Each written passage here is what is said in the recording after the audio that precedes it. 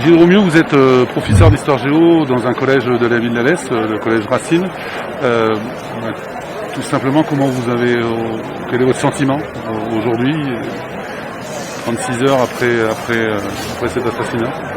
Lorsque j'ai appris l'information, j'ai été sidéré, et comme un gros choc, et comme une atteinte à ma propre dignité en fait.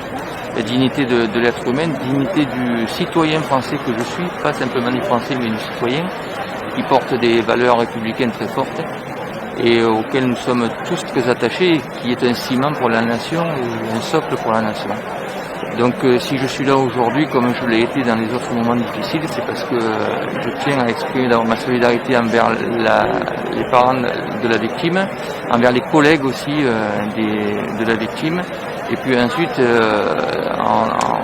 avec tous ceux qui défendent la liberté d'expression, qui est un de nos fondements très importants qu'il faut relayer à l'école et essayer d'expliquer aux enfants. Et le débat et la contradiction, ça amène la réflexion et ça amène à penser par soi-même, et c'est la plus grande des richesses que l'école peut offrir.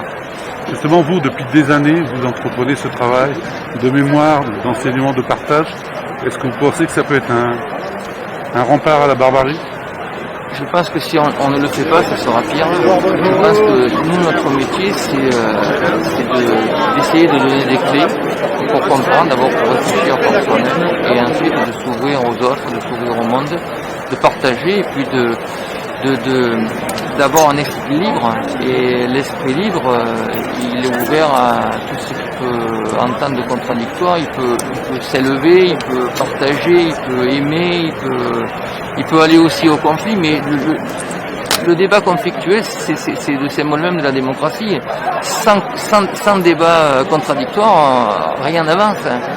Mais surtout, ce qui est quand même très curieux, c'est que en ce moment, on est en train de traiter les symboles et les principes de la République. Et j'avais pris pour exemple justement l'ouvrage qu'on avait réalisé avec les enfants à partir de 2015, lorsqu'ils avaient donné leur définition de la liberté. Et les enfants ont été très touchés, ils ont compris ce que c'est que le ciment d'un pays. Parce qu'en fait, quelle que soit notre origine, quel que soit d'où l'on vient, lorsque nous sommes des citoyens français, nous avons tous cette même appartenance et cet attachement qui est indéfectible à la liberté. Et c'est quelque chose, je pense, qui est très présent chez les enfants. Et jusqu'à ce que mon activité cesse, et puis certainement plus tard dans nos associations, je continuerai à essayer d'expliquer aux enfants, à ceux qui s'ouvrent, à ceux qui partagent, à ceux qui comprennent, que la liberté, c'est le fondement de ce que nous sommes.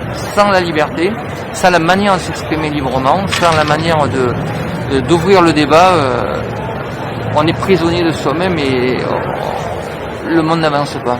Vous avez évoqué les enfants, vos élèves. On est là au tout début des vacances. Comment vous imaginez la rentrée Alors nous au collège Racine, mais je pense qu'on va faire une action sur le bassin. Il y aura le cadrage ministériel qui est prévu, c'est-à-dire une minute de silence, quelque chose de très très solennel. Moi je serais plus favorable à faire un travail avec les élèves de fond, même sur le bassin, quitte à pareil. Ou à ceux qui s'expriment librement ou qui déposent leur avis dans une urne, par exemple symboliquement, qu'on puisse s'en retirer, qu'on puisse le diffuser auprès des médias, qu'on puisse tous réfléchir. Mais ce qu'il y a, c'est que ce travail qui est mené, c'est pas simplement un travail après un drame, quoi. Ça doit être un travail continu, sur des années, pour justement. Mais la difficulté, c'est que faire contre une personne comme ça qui est manipulée, isolée, à l'écart de tous les signalements. Et la difficulté elle est là, mais l'éducation, ça reste quand même le meilleur des remparts contre tout ce qui est extrême et barbare. Il n'y a pas mieux que ça. Merci. De rien.